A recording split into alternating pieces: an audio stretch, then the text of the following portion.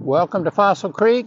I'm Max. I'll be the garden coach today, and we're going to be talking about sun-worshipping flowers, or actually plants, because some of them are not that much on blooming, but the foliage is really sparkles. And most of these will be annuals, although a few perennials thrown in, and a few tender perennials, and but they all rock and roll at 100 degrees or 110. They're tough, and in spite of the fact that they grow in really demanding conditions, a lot of them, they're not needy. They're kind of what I call overachievers. It's like I expect a lot out of them, and then they exceed my expectations. So that puts them into the overachiever category. Have one of those right here on the table. This is. And I knew this before. Annuals are year-round, and perennials die after. No. No, wrong way. Strike it, reverse it. Oh. And see, I think I mentioned this in my last presentation that I use expressions, and I found out that there's a generation gap. In fact, maybe 2 or 3 generations. You know, years ago, people would ask, perennial, annual, and I said, well, perennials, they're like that expression, a perennial favorite. A bunch of blank looks, and I knew that wasn't getting it. So, which I learned that when I was 10 or 12 years old, an expression. And of course, what that means is, if it's a perennial favorite, it means it keeps coming back. It never really goes out of style. It's a favorite, and it's perennial. It just keeps coming back. Each generation seems to adopt it. That's a perennial favorite. So, but after I got all those blank looks, and it happened more than once, I thought, that one it's on the slag heap of history. That one's, just no currency now. So it came to me that if I could update it a little, maybe something that everybody had a handle on, and of course, the Terminator movies, everybody's got a handle on that, see? So when Arnold says, "I'll be back," that's a perennial. Oh, okay. And then in a different one, he says, "Hasta la vista, baby."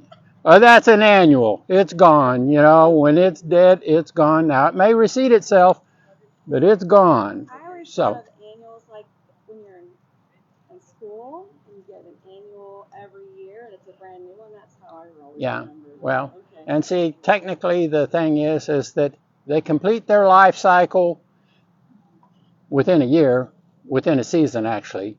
You can plant them from a seed or whatever, like zinnias. They're going to come up. They're going to go through the spring, summer, and fall, and then when the freeze shows up, they're done. So, but perennials, the plant itself, it may die to the ground, but it'll come back from the roots. And one of the reasons why they, when they do come back, they come back so robust is that here, not only does our soil not freeze, it doesn't really get cold. So their roots are active.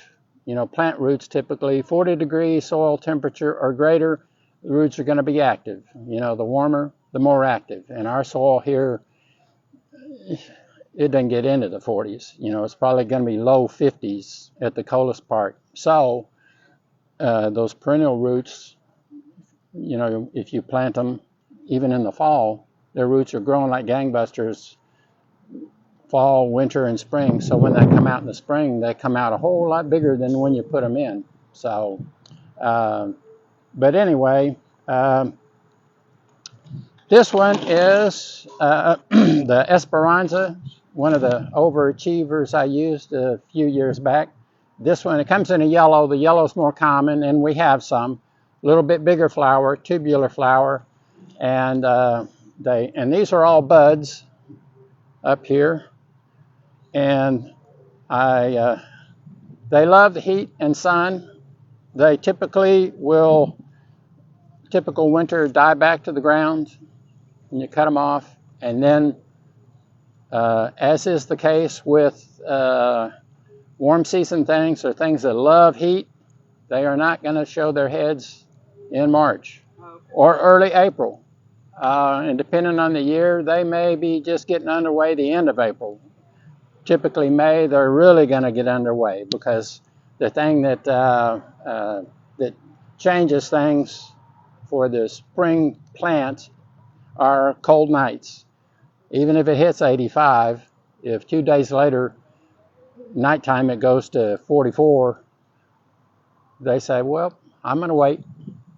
You know, it doesn't make any difference how warm it gets during the day. If you sprinkle in a few 40-degree nights, that keeps the brakes on. But that usually changes the end of April or May. The nights stay warm and the days get warmer, and then it's off to the races. They come on gangbusters. So mine aren't coming back at all yet. So And they will come back. they, Like my Esperanzas and my Yeah. Lantanas, they're Yeah. like nothing. well, on them. and that's a tender being.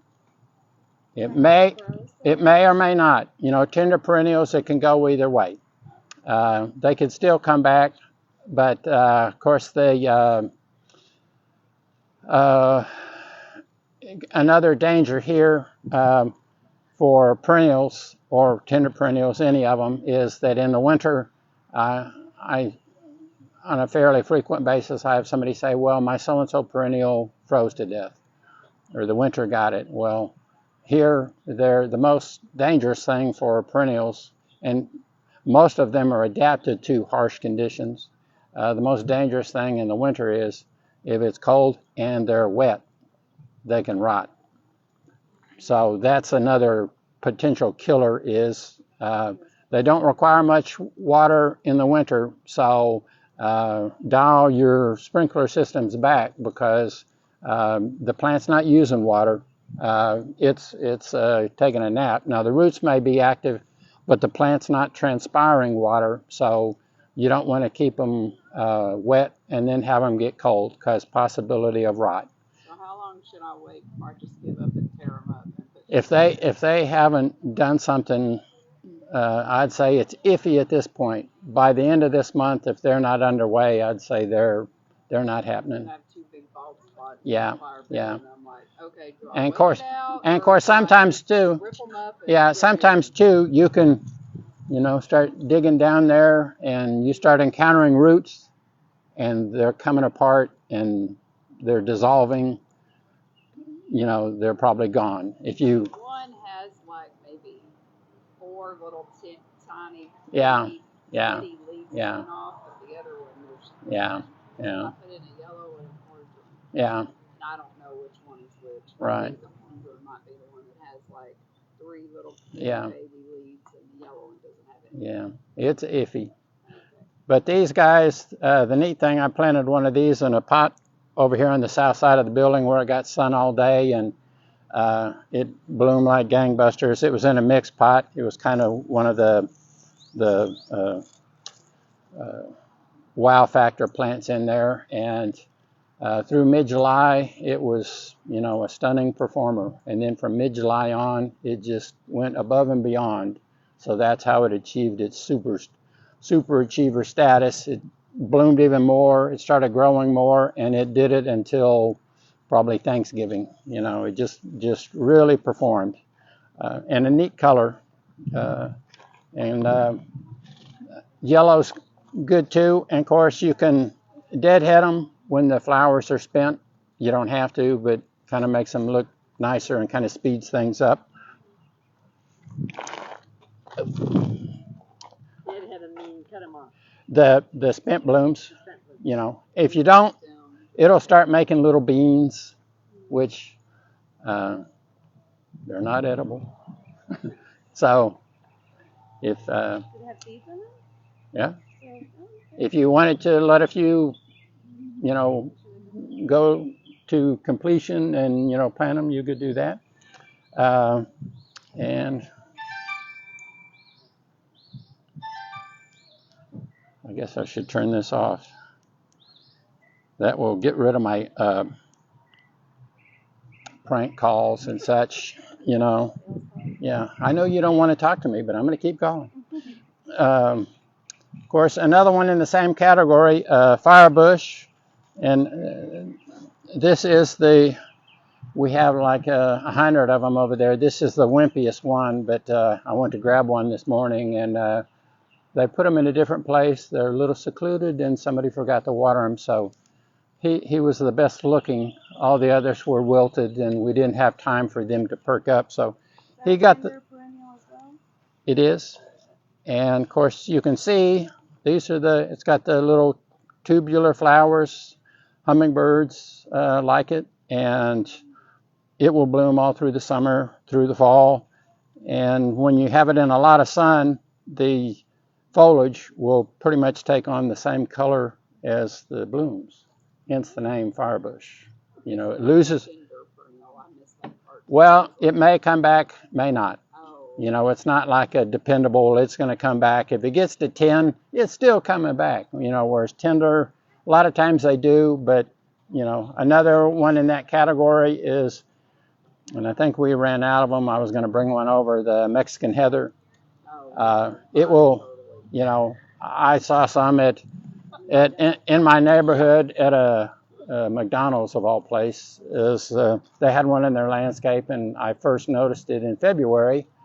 And there wasn't much left of it, and I thought, oh, that looks like Mexican heather. Well, it came back, and I noticed it over the years. After 4 or 5 years, I stopped checking on it. You know, it's like, but it went to the ground every year, but came back, so it's like, I'm impressed. But this guy, bright foliage and bright blooms, and they get about 2 feet tall and wide, kind of make a dome, and orange is one of my colors. Makes a lot of other things pop, you know, orange and purple. Here's another. Right. I had one for 4 or 5 years, a yellow Esperanza, and I had it in a 20-inch pot. And it stayed on my back patio, which is on the south side, sun all day long. And when the winter came, I just gave it a heads up. You're on your own. I hope you make it. And if you do, I'll be so happy. And if you don't, you're in the compost pile and something else is going in your place. So just you're on notice. And I didn't do anything to protect it. And I think it did 4 years and came back, and I cut it to the ground and watered it, fertilized it, and it came on gangbusters. So, but, you know, with anything, even if something is a hardy perennial, is that an absolute? No. You know, but the neat thing about it is you get it both ways. Sometimes you're disappointed that things don't do as well as you expect, but just as often, or maybe more often, things exceed. You have high expectations and they exceed your expectations. So you don't, when they do that, you don't say, no, you can't do that. I'm going to have to chop you back because we want to control this performance. No, you let them, you know, outdo themselves. So some die and some exceed what you expected they could ever do. And let's see.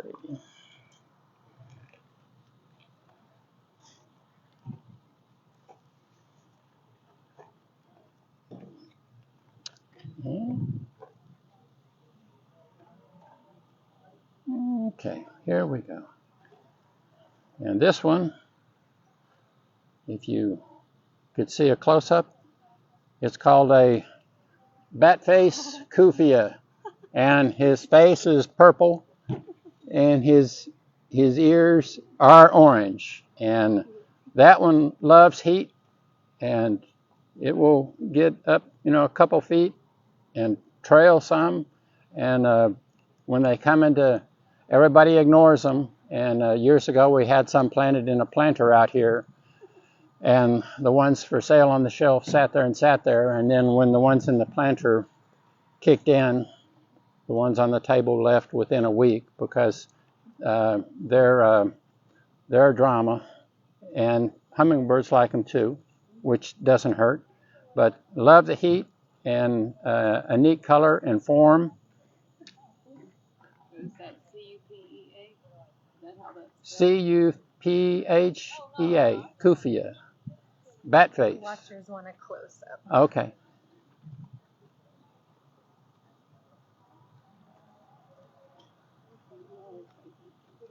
Yeah, I am. My eyeballs are... Yeah. There you go. See that? Oh yeah, That's really cool. That's really cool. Close-ups on the flowers is okay. Close-ups on me, it's in my contract. Nope. no Nope. close-up. Best viewed from a distance. And then, of course, we've got our, of course, a lot of these guys, butterflies love them. Lantana, one of the butterfly favorites. We've got the trailing white, which kind of makes a mound, 2 feet wide, 3 feet wide, a couple feet tall. White goes with everything. And this one is a Lantana Lemon. It's kind of a dwarf. This one's more for use in pots, mixed containers, and loves the heat, covered with buds, and blooms its head off. And then, of course, this is one of my favorites of the Lantana's Dallas Red, which you might say, well, it looks mainly orange to me. Well, there's the red. But very tough one. This one's a perennial and use in landscapes. You know, the bigger the leaf on a lantana, typically the bigger the plant. So this guy, he can go 3 or 4 feet, get to be a good size, and could go, 4 or 5 feet wide. So if mine are going to come back, they should already be coming back by now. I would think so. I didn't mulch last year, so And of course, mulch will help, when it gets really cold. You can go a little deeper, and coarse is good. Coarse meaning that you're not doing it to retain moisture. You're just doing it to have, like the insulation in your attic, to have some still air that, kind of fights off the cold.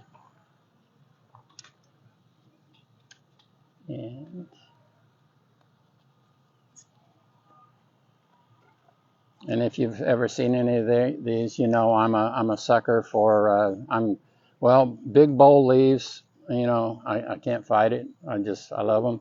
And the other thing is, contrast is just too cool. What's that one? And this is a Blue Days. It's an annual, but it loves heat and sun. And is that cool or what? and with the yellow. Yeah, and with the yellow. See? Now, is it too late to plant them in the ground? Oh no, they're happy. And of course, the key thing is that our soil is nice and warm, and the nights are warm. So you just take that guy out and see the roots, and you kind of loosen them up. And this table's been through worse. You can see the paint and the junk on it. But you see, you just loosen those guys like that. Is the white one the only one that's the trailing one? Yes, now it is. And that also comes in a purple trailing. And of course, my other reference, to this kind of thing is that, and especially, it's especially true of the 4-inch annuals, is, when you take them out of these little pots, it's like releasing them from captivity. And they are limited by that dinky little pot. But once you put them in a bigger pot or put them in the ground, they are underway. And when you do those, make sure this is the rule of thumb. Before you plant anything and everything, water it well. And then, and you'll find this, I'm not pulling your leg, but after you do that, you'll pull it out and you'll see dry spots in there. Not always, but a lot of times, and you think, how could that still be dry? I watered it 4 times. These things happen. So water the ground first, then put them in, then water again. Well, not the ground, but that. your plants. Of course, you don't want to be putting it into, dry ground either. But, Right. If you're doing a flower bed, you might want to water it a couple of days ahead of time, 2 or 3 days ahead to where it's moist. Around here, if you have very much clay, it makes it easier to dig. And also, when you plant things, you don't want them going into a dry environment or a partially dry environment. The truism is roots grow everywhere, they survive where they run into moisture. So everywhere they go, you want them to run into moisture. That holds off the stress, and there's no stop sign, no red light. You want the light to be green and them running into moisture and fertilizer. Of course, I also use a water-soluble fertilizer. And make sure they're wet and because that's kind of like when you go in the hospital and they put a IV going in, it's immediate. They take it up right away, and then the combination of giving them a shot in the arm and then releasing them from the captivity of a little pot and loosening up their roots, they take off. A lot of times within a week, it's like, wow, they're happy. But anyway, and of course, white goes with everything, but man, I love blue with just about everything too. I think it's my favorite. But see, look at that, it's like all of a sudden you start thinking of, oh, there are other neat things that would go with that. And if you want any drama queens here, well, here you go. Okay, I mean, you don't even need the white with that, but just that. It's like, Can I touch that? Is it soft? yeah. Oh, wow. Oh, Yeah. Here. Yeah. Well, yeah, we no, but we have people coming in. Oh. What is that word, huh? And let's get that is an annual. And I'm going to pull out I think I can read it. Senecio angel wings, and it's an annual full to part sun, and can get 16 inches tall. So we're talking from the table, about like that. And it gets noticed. And of course, here's another white, and this is kind of the demonstration of,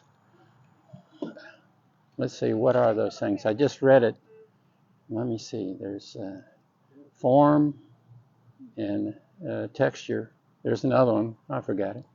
But anyway, this is you get a texture, different form of white. And of course, this is Euphorbia, and loves the heat. And this guy, he'll get up like this, but kind of a little spray of white and tolerant of heat also. So this is when you do when you plant it, you do the little hairdresser thing and adjust it. But a really neat plant, and there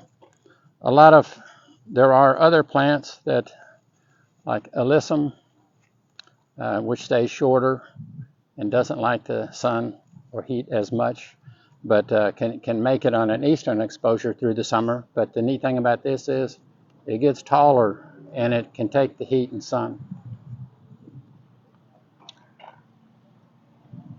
And let's see. We're going to move these guys.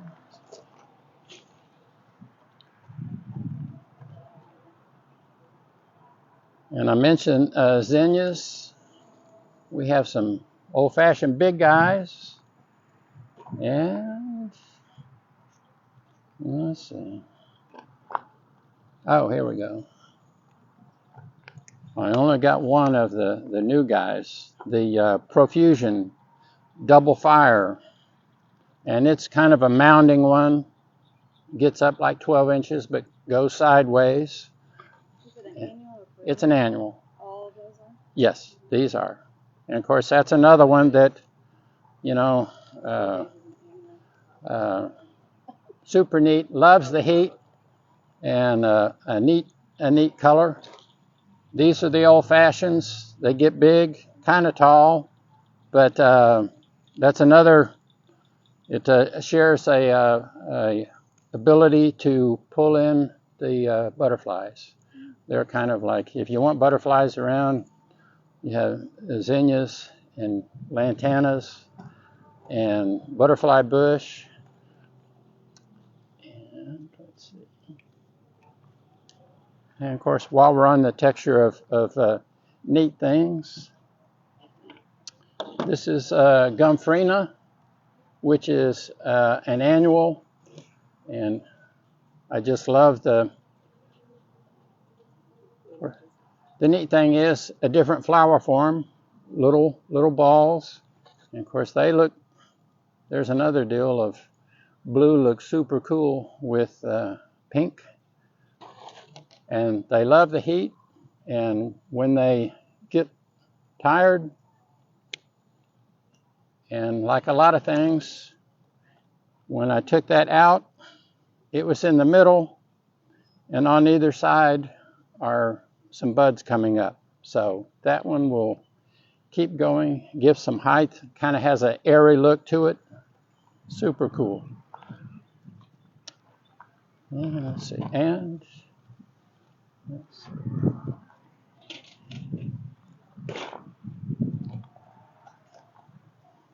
here's another perennial favorite. I can't help it. Anyway, Dusty Miller. Been around forever. It'll get like 12, maybe 15 inches tall and wide. Actually, its classification is kind of like hardy annual. It's not going to live forever, but it might do 2 or 3 years, and it'll go through the winter and be evergreen. But long term, it's not going to be here forever. But gets to be a pretty impressive little addition. And let's see.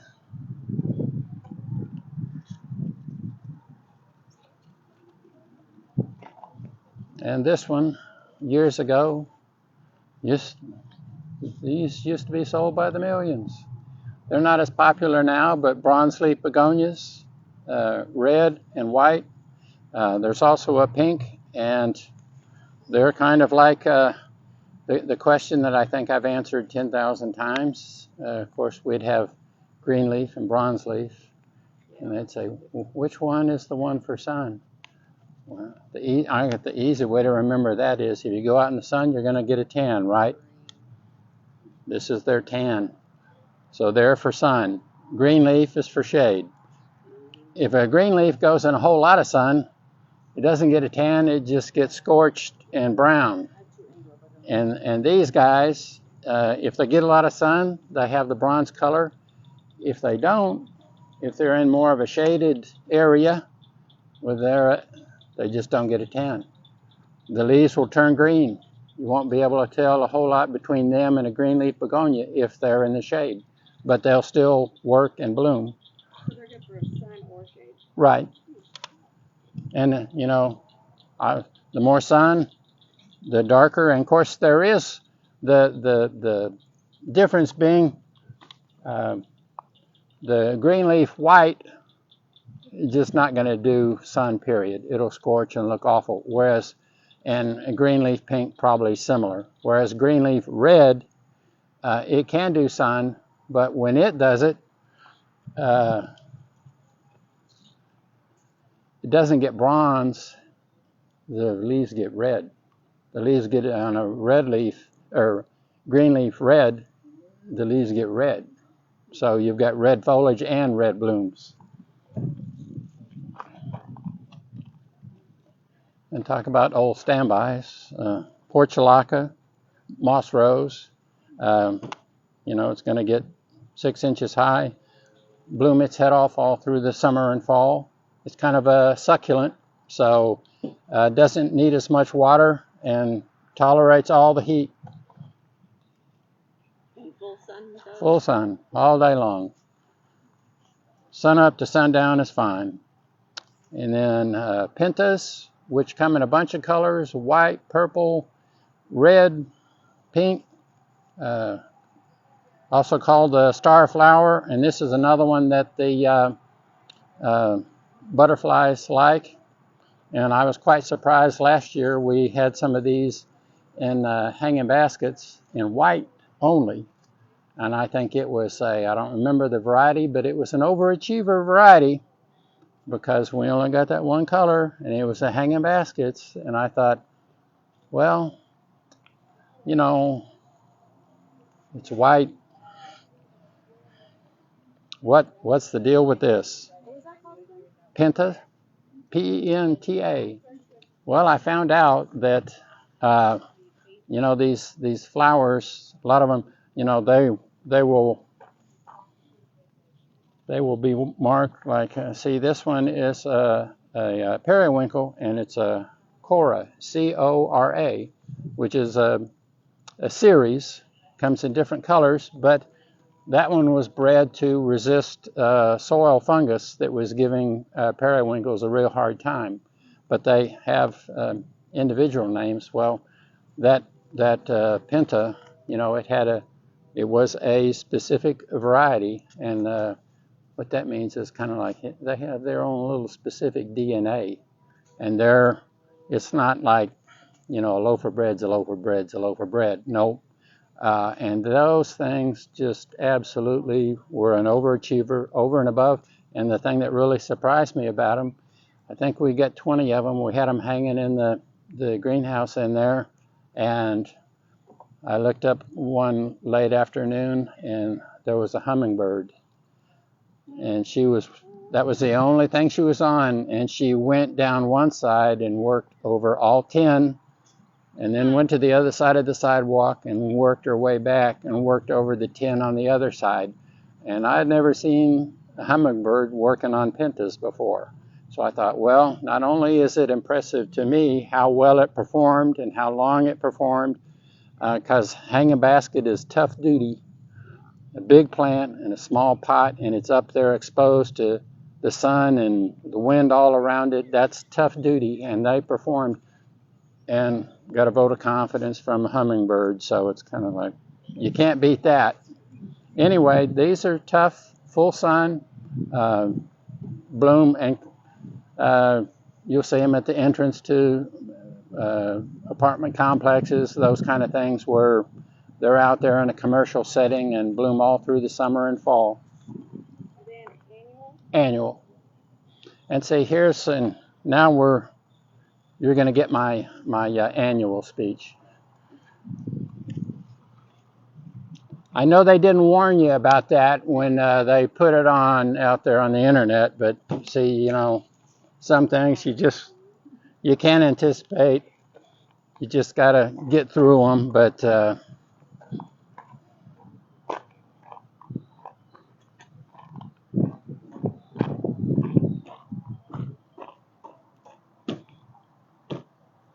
and that's what these guys are. And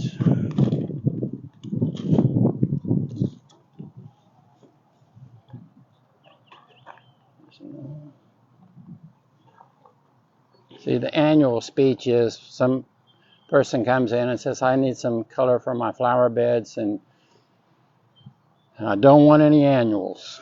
I just want perennials. Well,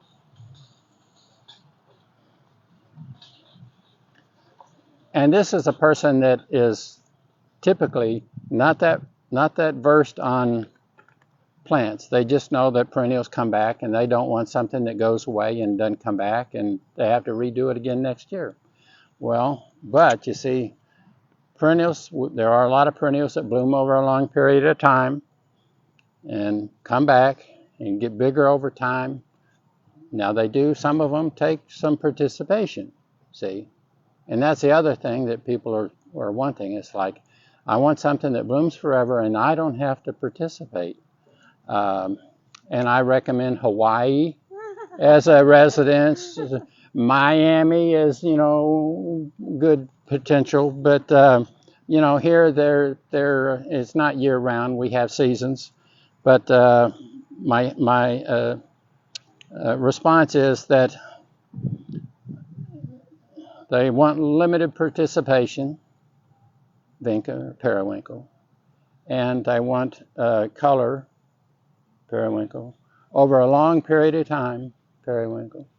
You know, it's going to start May 1st, you know, late April. Loves heat and sun. Original plant hails from Madagascar, so heat's in the mix, and it'll bloom from May 1st until maybe December 1st. Typically, they make it to Thanksgiving or close. If they have a short year, they would make it to Halloween, but typically more like Thanksgiving. I made a note one year that I saw them gorgeous late December. So we can count that up, and that's 6 to 8 months of continuous color. And I'm going to show you the other attribute. Here is that when they finish, the flower drops off, dries up, shrivels up, disappears. They're self-cleaning. So they always look gorgeous. And I'm a convicted plant manicurist and deadheader. It's a compulsion I have. You've been doing it this whole time. No, but you see, I don't have to do it on these. They do it themselves. And the one I saw in late December was at a restaurant out front where I knew that nobody in there ever gave a thought to those things out there, and they looked like they came out of a florist. So that's what annuals do. Bloom continuously. Many of them limited care. Now some you do have to care, but it varies with the item. These are like minimal to none. Occasional water. They don't require much fertilization. I usually do some, but they get by with very little and have neat colors. You know, solid white. They come in a white with a red dot in the center. Of course, kind of a reddish one. And I think Those were perennials or annuals. But they do annuals proud. They do what annuals do. Continuous, bunch of color, minimal care, and they like it in North Texas when it's 110. 115 is fine too. They don't care. And they come, the neat thing is, different forms. Now these would be referred to in the hanging baskets as trailing, or a lot of times if you see the name tag on it, it'll say Cascade. And then there's one that it doesn't say either one, it just says Mediterranean. And that's a trailing variety with a smaller bloom, but it trails. So, and of course these are not only naturals for hanging baskets, but, you know, on the edge of a big pot. Years ago I planted these in a raised bed that we had here. Put one of these in the corner and put the trailing periwinkles around it, and they were both overachievers through the summer and fall. But those are Cascade, and then these are an assortment of colors. These are the uprights, and the trailers, they may get to 6 inches, but one little 4-inch pot can make a 20 to 24-inch circle. So it will cover the real estate. One of these in a trailing variety can cover a 20 or 24-inch circle. It just goes sideways, and If you put them in the ground, right, If they can't go over the edge of a pot or a hanging basket, they just keep going sideways. And they'll get about maybe 6 inches tall, whereas the uprights, they will get 14, 16 inches tall and maybe 8 inches wide, maybe a little more. But, you know, to put that in perspective, you know, that's 16 inches. You know, that's 6 and that's 16. So they will form a upright. And neat colors, you know, red and lavender, kind of punch, white. You want another one? Sure. Oh, thank you. Max, does Max have one? I have one. I got one here. Yeah. Well, I tried to get the chairs over here close to that. And I actually need some colors.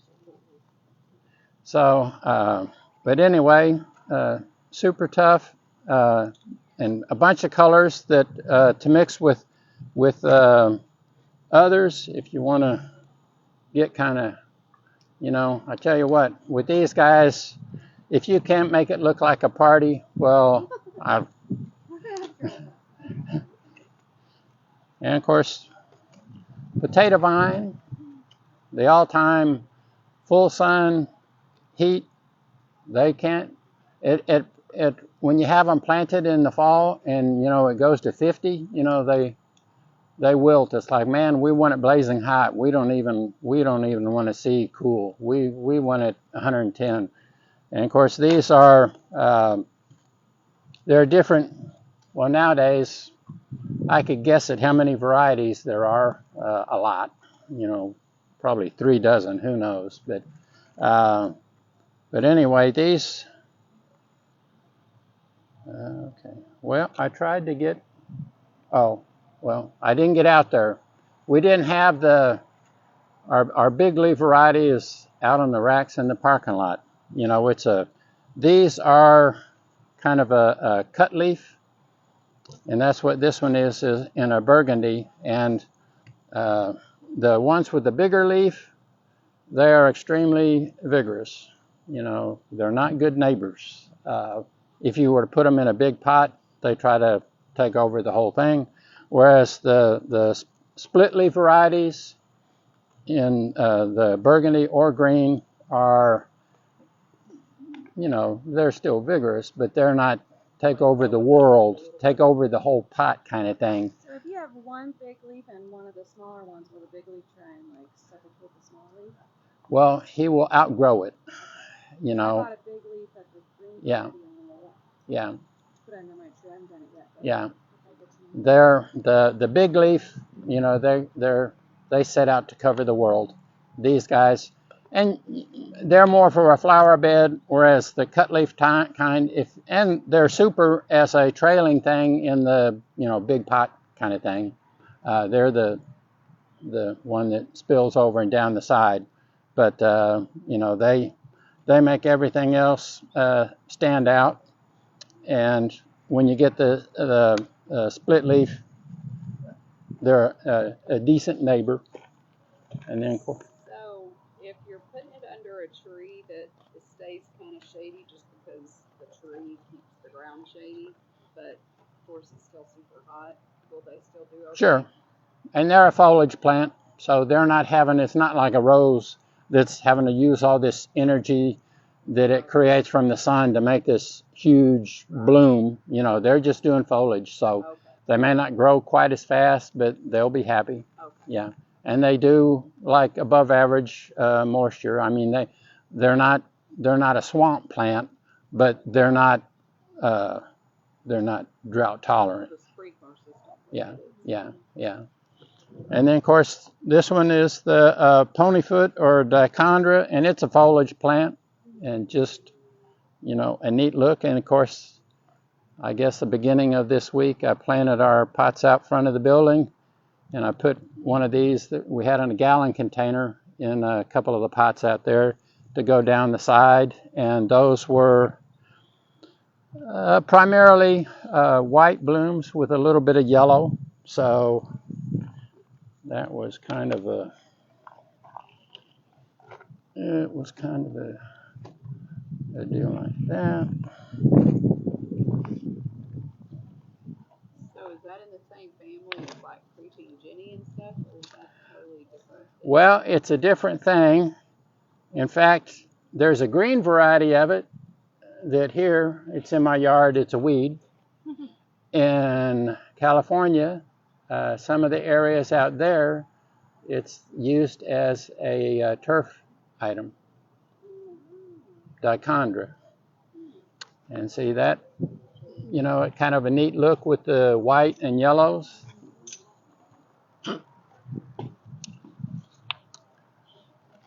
And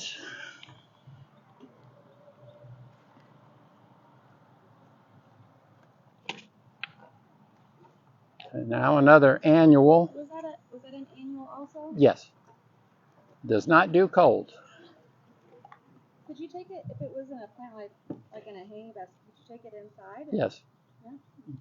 Of course, with everything, when it gets less light and shorter days, its metabolism is slowing down, and that's not that one. You want to be judicious about how much water you put on it. You know, enough, but not too often.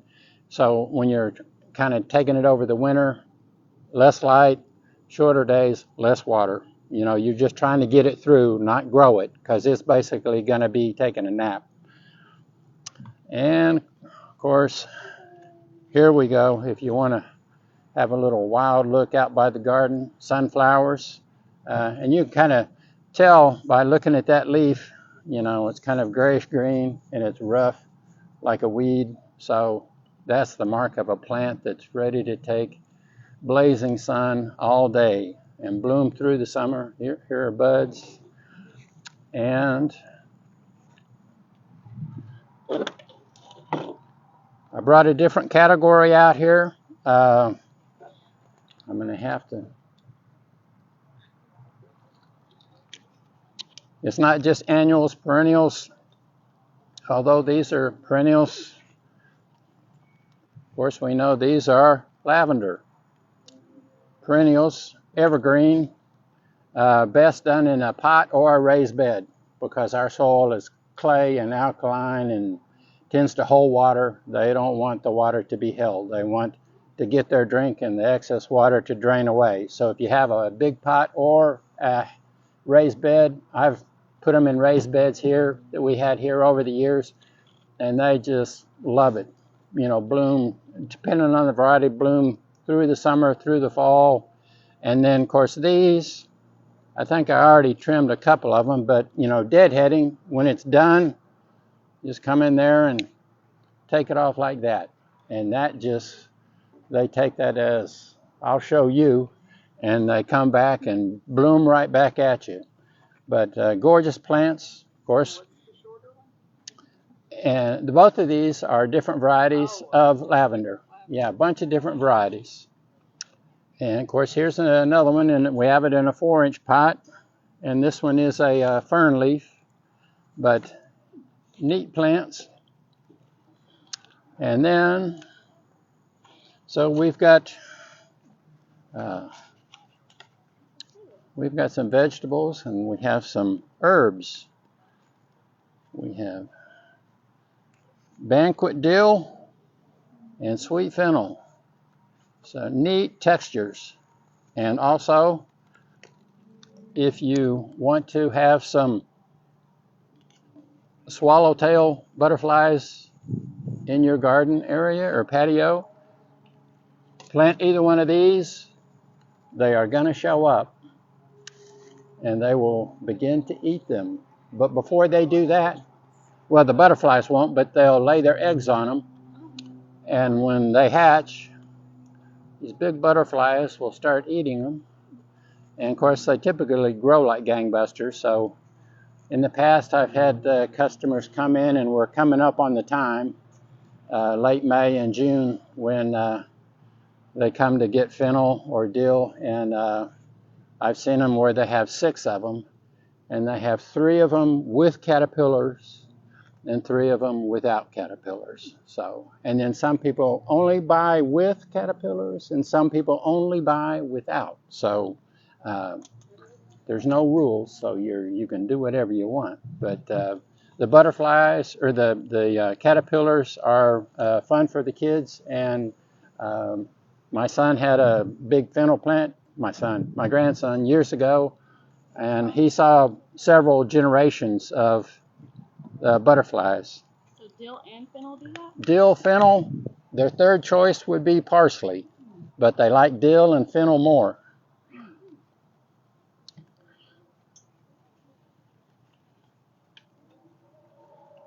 And of course, full sun, full sun. And the butterflies don't care for this one. This one's for me. A neat look, and they get big. Lemon eucalyptus. And they're not, it's an annual here. They don't do the winter, but this one is a dramatic demonstration of once you let him out of the captivity of the little pot and put him either in a raised bed, or probably a pot would be the best thing, because when it starts to get cold, you're not going to want to let go of him, because he'll get the ones I planted in a raised bed, they got over 6 feet tall. And of course the foliage is lemony. It's kind of like a creamy lemon smell. So you got your fragrance hit right there. And now into vegetables. So you would put that one in a pretty big pot so it could get big? Yeah, if the ones that I did them in the raised bed, and I did 3 of them. And it would be like in the corner of the raised bed, and I did it like 12 to 15 inches each way, and I did 3 of them. And they grew up and filled out, and see, you can just touch it and smell. Oh yeah. That's neat. It's really strong. And it's a fragrance therapy, and that's my therapy. So some people tell me it's not working, but I just take another snort and go on, you know. And of course, full sun, the Imperial star artichoke is just too cool. And of course, it's a vegetable, so full sun, and that gets my my addiction to big bold foliage. You know, that takes care of that. So, and a kind of a grayish color to boot. So, and they will get very large. So give them the space.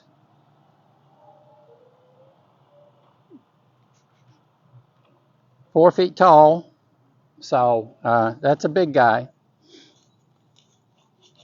And last but not least, continuing in the vegetable category,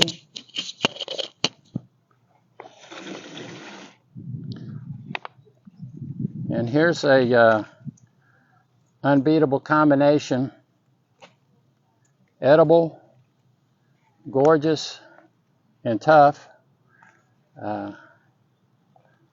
We got all different types of, get a good look at the peppers that have colored up, and neat variety of tastes. And once they color up, they're gorgeous and take a lot of sun. And peppers, great plants for containers.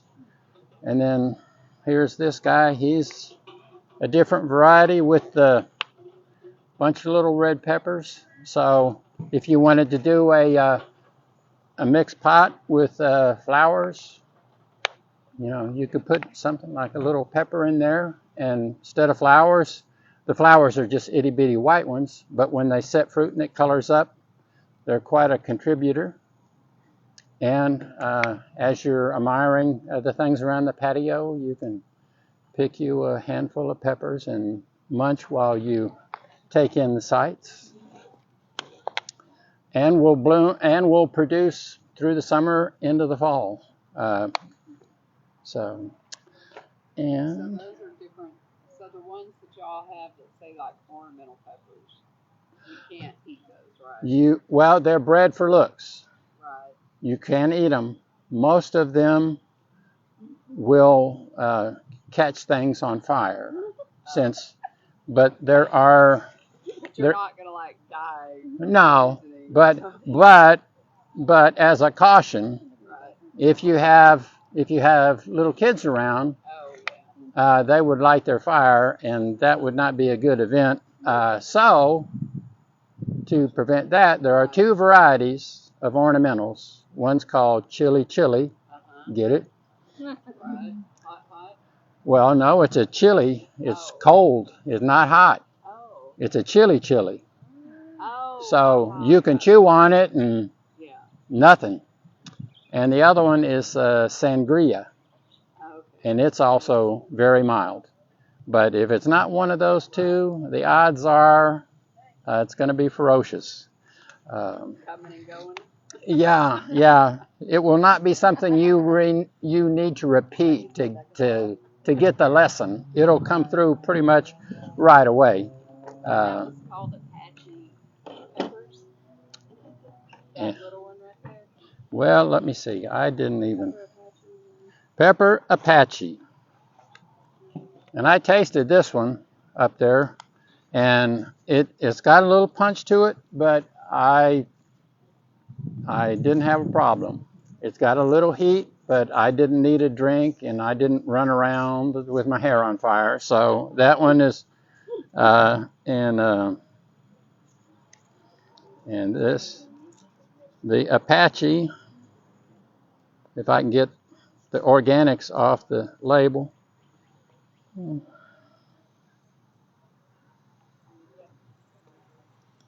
It says hot flavor, good for drying or fresh for sauces. 1 plant per large container. So you get a pretty good size plant. And I tasted one of those yesterday. I like them, and I like a little heat, but I can't do the ferocious ones. And I like that one. And this one, I'm not gonna test it on camera. So I'm because people don't want to see me cry, and that might happen. So that might be a fair warning right there that it's not a meat and mild flavor. So, and this was a bunch of them. It wasn't by any means all of them. So you can come in. We've got a bunch more that will take it.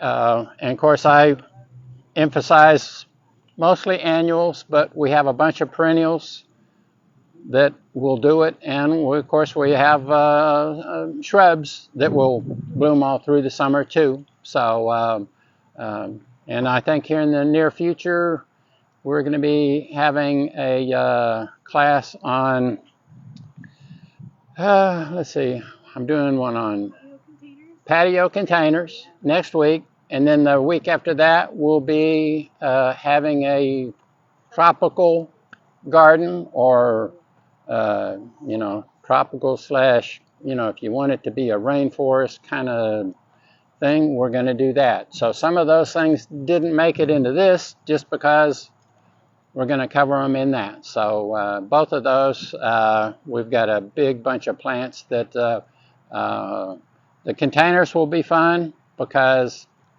you can just let your imagination go. And then the one on tropicals, it does one of my favorite things. It plays with big bold foliage, and we've got a bunch of those. So that one's going to be fun too. So thanks for joining us, and we'll see you next time.